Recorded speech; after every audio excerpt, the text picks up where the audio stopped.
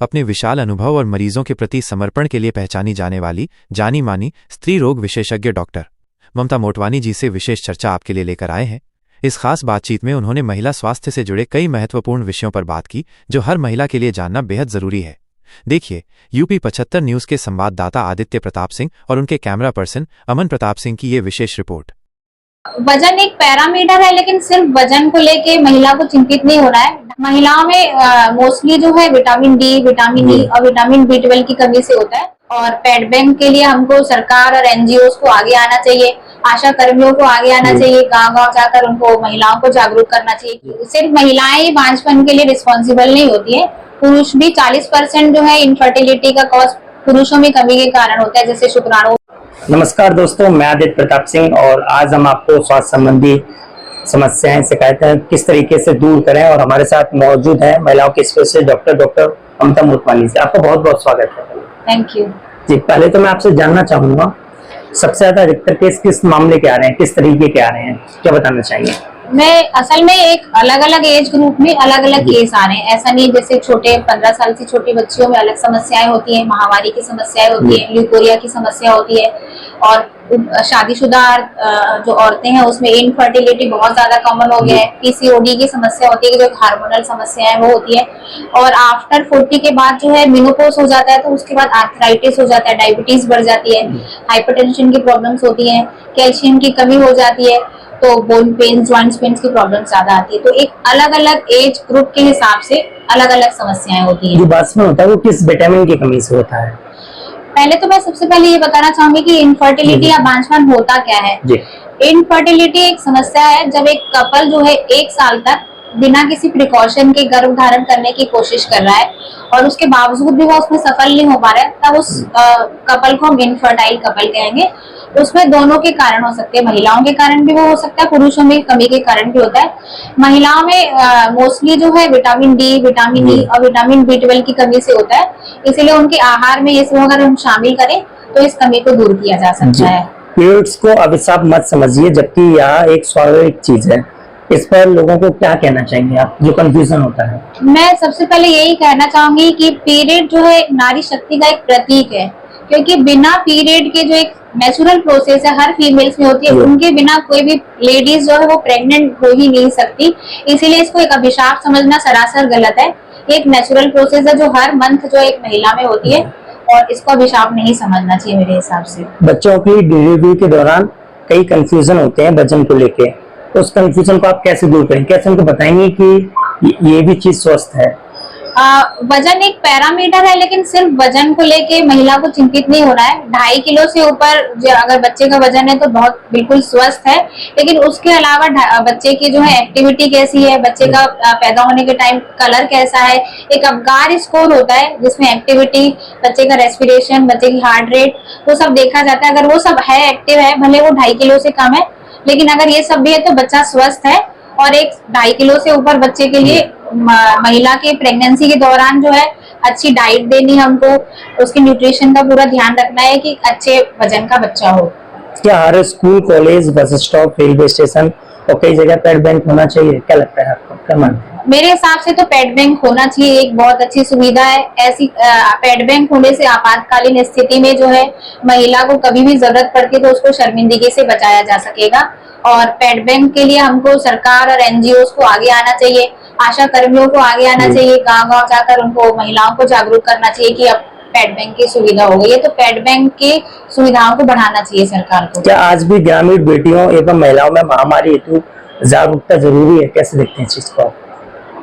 ग्रामीण महिलाओं में जरूरी है, क्योंकि शहरी जो महिलाएं हैं वो तो नॉर्मल सैनिटरी पैड का इस्तेमाल जानती है, लेकिन आज अभी भी गांव में जो है वो महामारी के समय जो महिलाएं हैं वो सूती कपड़े या कपड़ों का यूज करती, जो कि बिल्कुल अनहाइजीनिक है, कपड़ों को अच्छे से साफ न करना।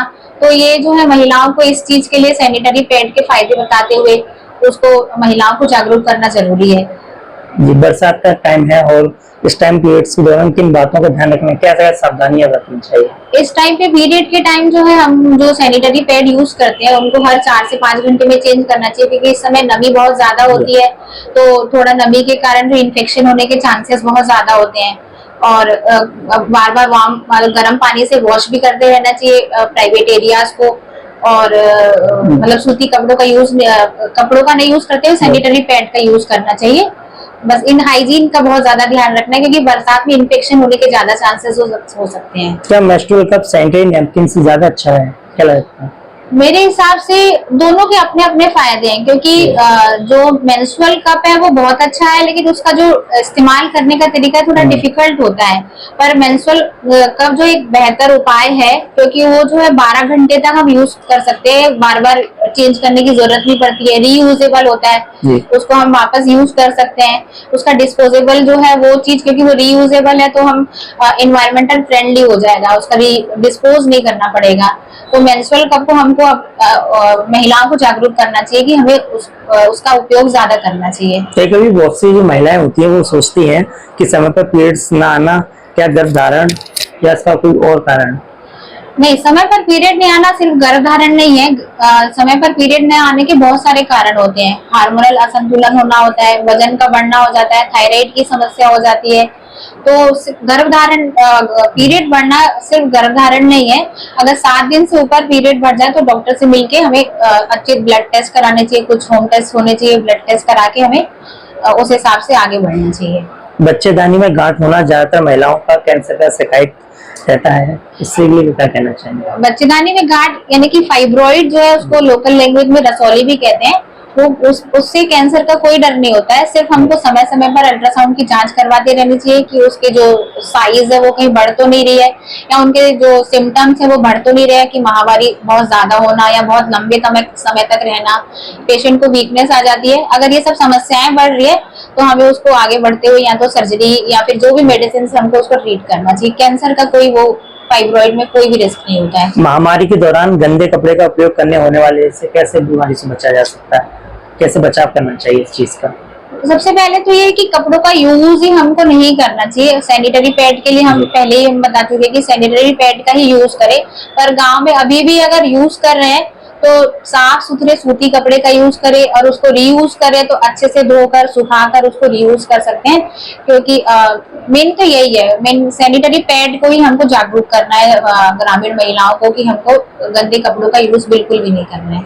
क्या समय पर बच्चा ना होना महिलाओं को बाज कहा जाता है? क्या इसके लिए पुरुष भी ये कमी मानी जाती है? बिल्कुल बिल्कुल, सिर्फ महिलाएं ही बांझपन के लिए रिस्पॉन्सिबल नहीं होती है, पुरुष भी। 40% जो है इनफर्टिलिटी का कॉज पुरुषों में कमी के कारण होता है, जैसे शुक्राणु में कमी होना, शुक्राणु की गतिशीलता में कमी, गति कम होना। तो इसलिए जब भी एक इनफर्टिलिटी तो मैंने बताई किसे कहते हैं, 1 साल होने पर हमें पुरुष महिला दोनों की जांच करनी है, न कि सिर्फ महिला को उनको दोषी मानना है। पुरुष भी उतने ही भागीदार होते हैं उस चीज में। अच्छा, डिलीवरी के दौरान महिलाएं लापरवाही कर जाती हैं, उन महिलाओं को आप क्या बताना चाहेंगे, किस तरह की लापरवाही नहीं करनी चाहिए, क्या मैसेज देना चाहेंगे? डिलीवरी के दौरान यही है कि जैसे प्रॉपर एक अच्छे ऑब्स्टेट्रिशियन से मिलकर जो वो इंडिकेट कर रहे हैं कि अगर नॉर्मल डिलीवरी हो पा रही है, इजीली हो पा रही है, क्योंकि आजकल बच्चे इतने इजीली होते नहीं है। अगर नॉर्मल डिलीवरी अच्छे से इजीली हो पा रही है तो हो। अगर डॉक्टर इंडिकेटेड कर रहा है सिजेरियन के लिए, छोटी जगह है तो यहाँ पे जल्दी ऑपरेशन के लिए नहीं मानते हैं, वो सोचते हैं कि डॉक्टर अपने उसके लिए कर रहा है, लेकिन ऐसा नहीं। जहाँ पे इंडिकेशन होता है वहीं पे ही डॉक्टर सिजेरियन के लिए कहते हैं।